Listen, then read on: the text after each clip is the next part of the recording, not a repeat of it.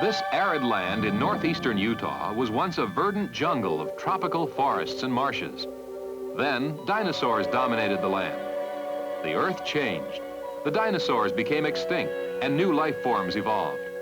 Change continues to this day. But now man seeks to manage the land and use it wisely. Today, we'll learn about one of these men, a U.S. Forest Service ranger, as Discovery visits the land of the Flaming Gorge.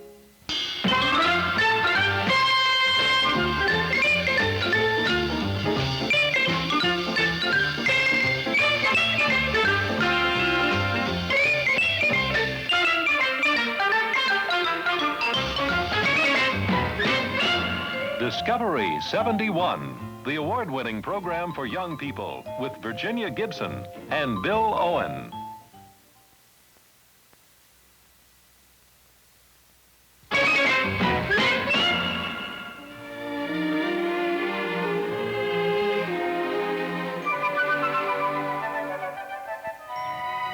Hi, and welcome to Discovery. Today we're in the Ashley National Forest in the northeastern corner of Utah, near where it borders Colorado on the east and Wyoming on the north. We're in the midst of some of America's most beautiful scenery. The entire area is set on a high plateau dominated by the Uinta Mountains, the highest in Utah, and the only major mountain range in the United States lying east and west. The winding Green River has etched itself deeply into the mountains. Perhaps the most striking single feature of the region is a brilliant Red River Canyon.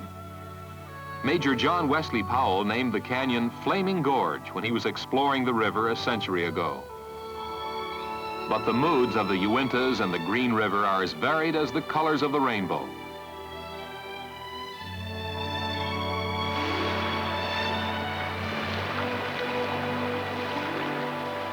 When the river has finally run its course in the mountains, it charges through Split Mountain Gorge and becomes a gentler stream, wending its way through the otherwise arid Uinta Basin and south, where it joins the Colorado River.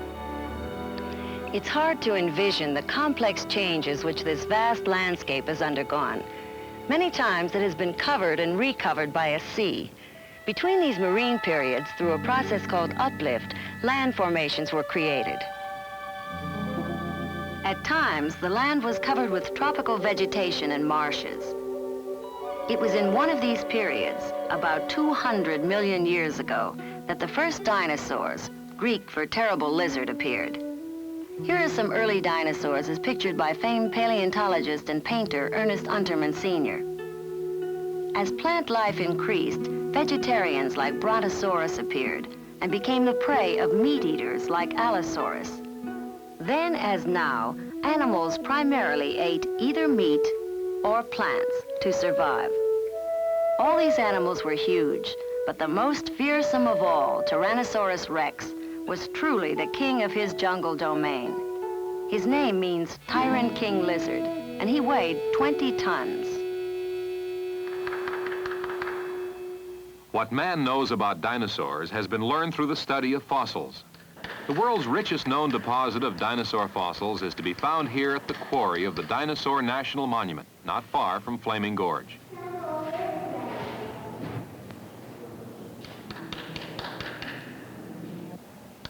It said downstairs that we've only found one full animal here.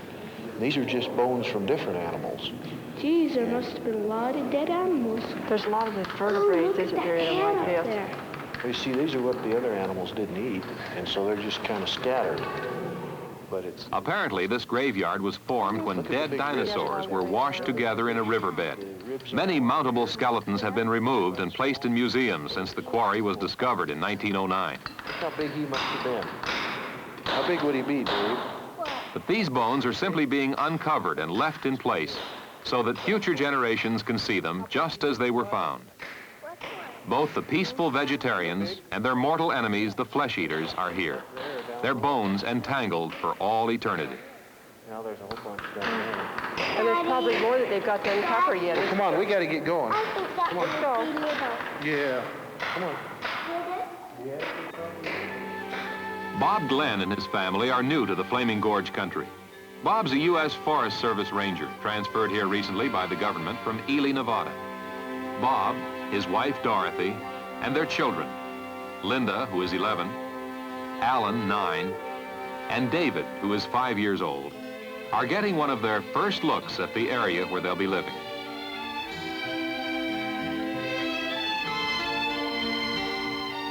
Man needs this land for many purposes today. This means he must manage its use, and that's a good part of the job of being a forest ranger. This is the kind of big country which excites career men in the Forest Service. All the challenges are here: large recreation, timber, grazing lands, valuable watersheds, fish and wildlife, and many others. Of course, there are what some might call drawbacks to my job, too. When you decide on a career in this outfit, at least at the beginning, you have to be prepared to move every few years. Moving poses some hardships for a family: the changing of schools, making of new friends, and getting reoriented in general. We like to think of it as kind of an adventure. All this has its compensations, too. After all, how many of us in the United States get to live in beautiful country like this? Most of them seek out areas like Flaming Gorge for their vacations, but we live here all year. More than 1 million people visit the area around Flaming Gorge Dam each year. The men who look after these visitors and the men who run the dam live in the nearby town of Dutch John, Utah. Bob Glenn has his district headquarters there.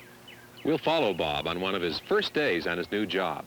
We'll take a walk on a nature trail and find out about a noisy but harmless gun used to help manage wildlife. And we'll do that in just a minute.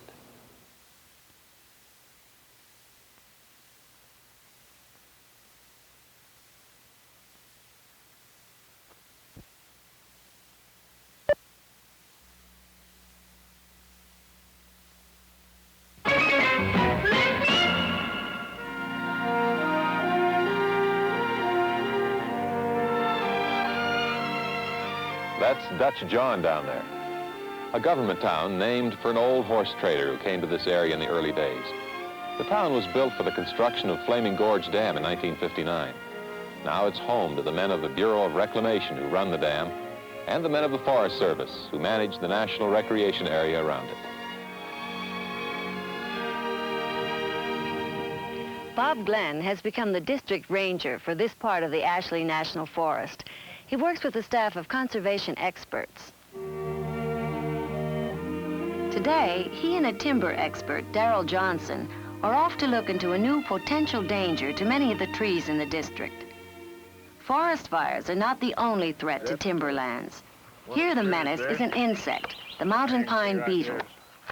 Darrell Johnson shows his new boss a recent infestation. There's one. But pine trees and mountain pine beetles are just one of the new district ranger's many concerns. I'm afraid that most people think that all we forest rangers work with are trees. But actually, on this district, for instance, we have semi-desert grazing lands, a huge 91-mile-long lake backed up by a dam, as well as small alpine lakes, dense forests, and many other management challenges. So what we really have to think about is what is the best use for all these different types of land. I like to say that all this variety of land types and uses gives us a lot of opportunities. One of the main opportunities is in the field of outdoor recreation. More and more Americans are wanting to get out and enjoy their national forests and parks. But when they get there, they often want to find all the comforts of home, including flush plumbing. And we're glad to provide it where we can, and it fits into the scheme of things. We're dealing with a new breed of urban camper, and since he's coming in such numbers now, we are beginning to get a threat from human pollution, just as you have in the cities. We must take special care to prevent this, especially as more and more people flock to these areas. That lake down there is part of the Flaming Gorge Reservoir, which winds its way around the old Green River canyons and north into Wyoming. The reservoir is stocked with fish, and during the season, anglers catch about 600,000 rainbow and brown trout. Right now, Bob Glenn is showing Ginny another feature of this area, a nature trail, which tests visitors' understanding of plants and wildlife. This mountain mahogany tree only has leaves on the very top. Why is that? Well, this indicates that Many years ago, there was an overpopulation of deer, and they browsed the vegetation up till it was out of reach.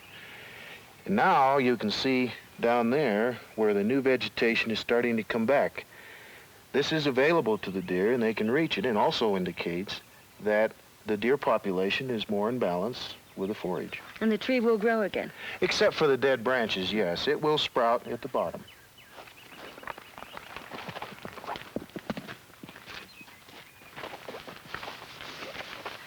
Bob, what are these patches of color on the rock? They are called lichens.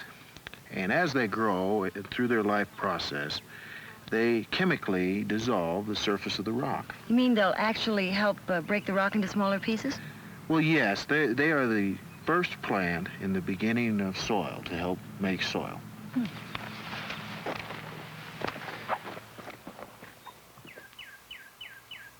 Steve Radosevich is an old-timer here in the Flaming Gorge country. He's one of the state game wardens in Bob Glenn's Forest Service district. How big is the mahogany stand in this area, Oh, Steve? it's pretty predominant in this area. Takes in Bob and Steve will be working closely at managing the game in the area. There's a tag. The Fish and Game Department and Forest Service have tagged the various types of important grazing plants in a controlled area. By checking them periodically, it can be learned whether the area is being grazed too heavily by deer, antelope, and other wildlife. 2, 5, and a 5, and a 5, and a 1, and a 1. That's all on this one. Looks like we've got some real good growth this year. Yeah, we've had some tough use here, though, in the Oh, past. yeah, we've had some pretty severe winters in here.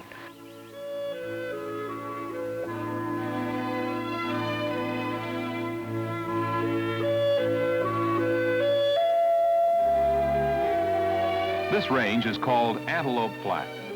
Cattle and sheep graze here along with deer, antelope, and elk.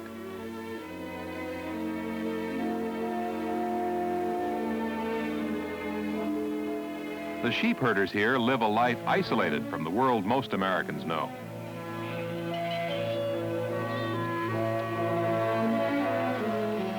Most of these men are Basques from Spain, and for as long as 6 months at a time, this is their home, with only their dogs, horses, and sheep for company.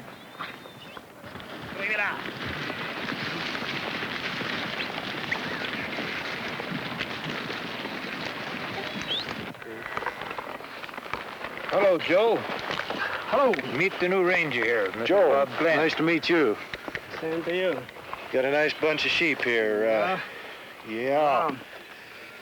Where about, are they all located down there, most of them? Yeah. Well, good, Down there. good. Well, the range looks good, too. Well, Steve, what do you think? Yeah. Well, Joe, adios. Okay. Vista la Hasta la mañana, vista. You will see.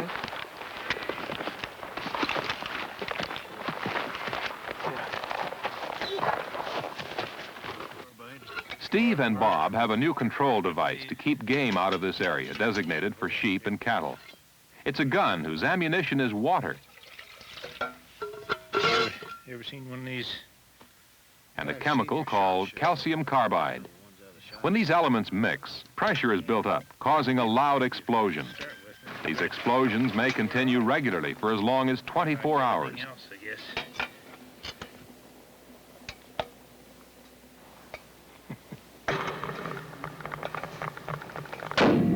It's perfectly harmless, but the noise it makes keeps the timid deer far away.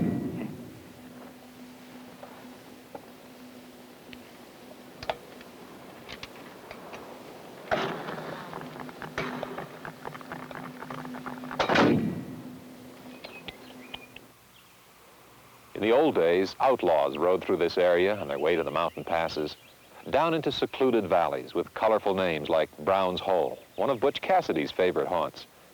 Not only did this country offer seclusion to bandits and rustlers, but it was close to state lines, over which a criminal on the run could escape pursuers. The ranch families who now live in these remote areas still have to travel as much as 100 miles just to get to the supermarket.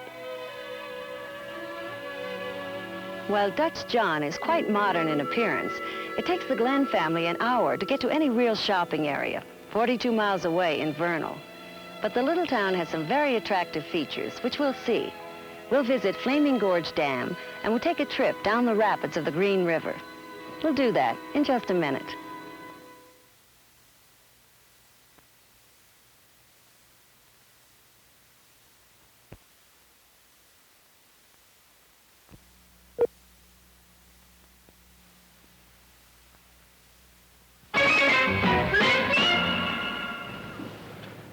Linda Glenn and her brothers attend school here in Dutch John.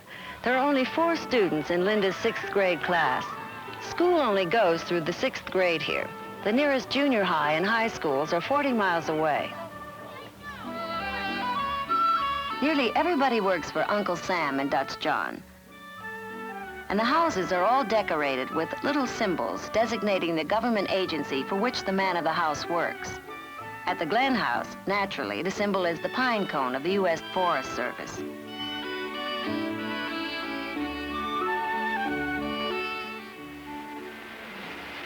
Hi, Linda. How was school? Fine. The old American art of putting up preserves and canning fruits and vegetables for winter is not lost in Dutch John. Dorothy Glenn and the other women here try to keep their shopping trips few and far between, since they have to travel so far.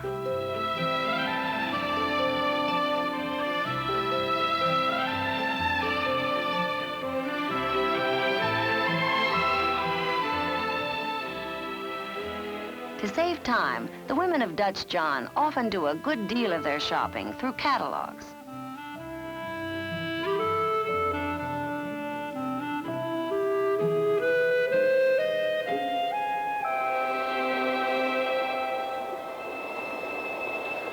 There are no movie houses in Dutch John, so the people have to make their own fun to a greater extent than they would in a less remote town. One attraction is the dam itself. Its crest, rising 455 feet above the riverbed, is a ceaseless source of wonder to children and adults alike.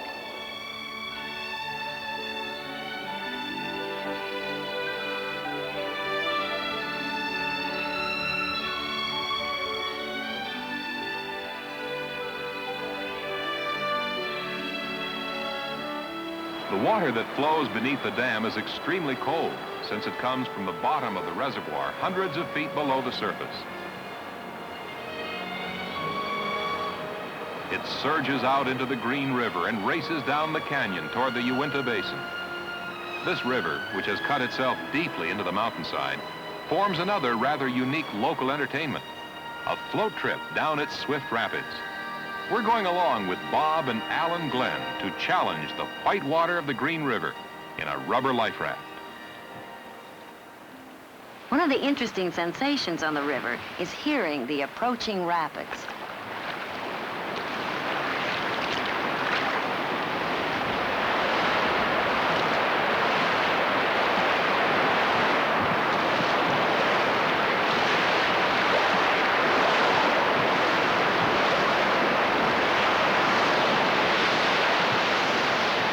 John Wesley Powell, the explorer, wrote that the Indians believed the route to heaven led down the steep gorges of the Green and Colorado rivers. They warned him against making his first trip, lest he incur the wrath of the gods.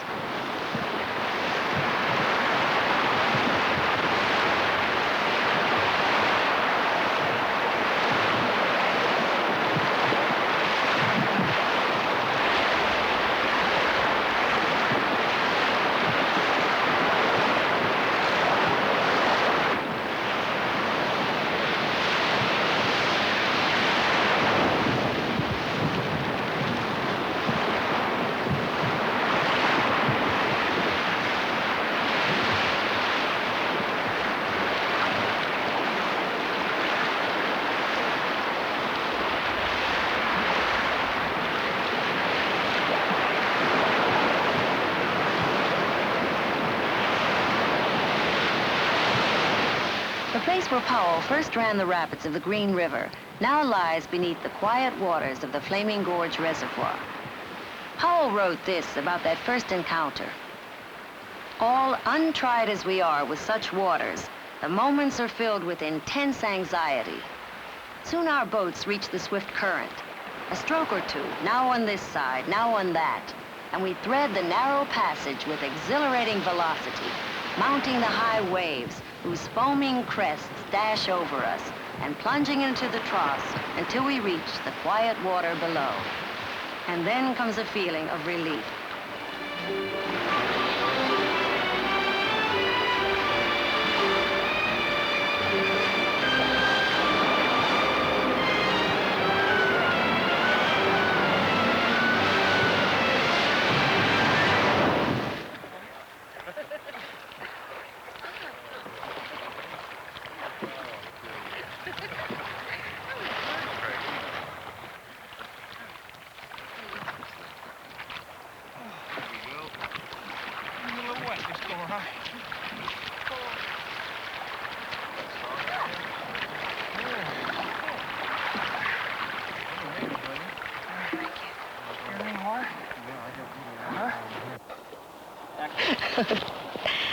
Red rocks, white water, and blue skies. They're all part of an America too often overlooked as we grapple with the problems of an urban society. But the inroads of a modern world make it impossible for nature alone to preserve all of this. It's the work of men, like Ranger Bob Glenn, that will keep Flaming Gorge not only a place to enjoy today, but a reminder of our past and an investment in our future. We'll be back in just a minute.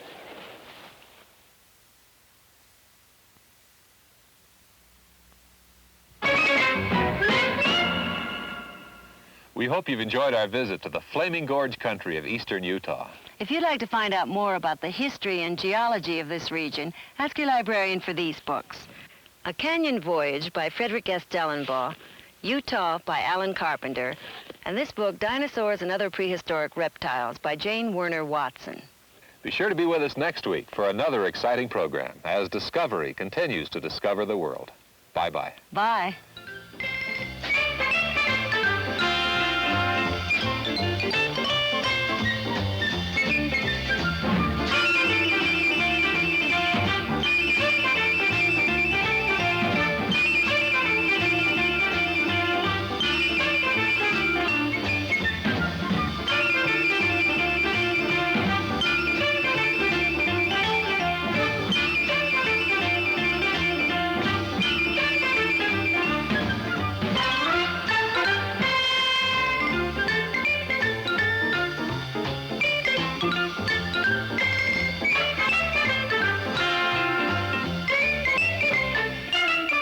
This has been a Jules Power production in association with ABC News.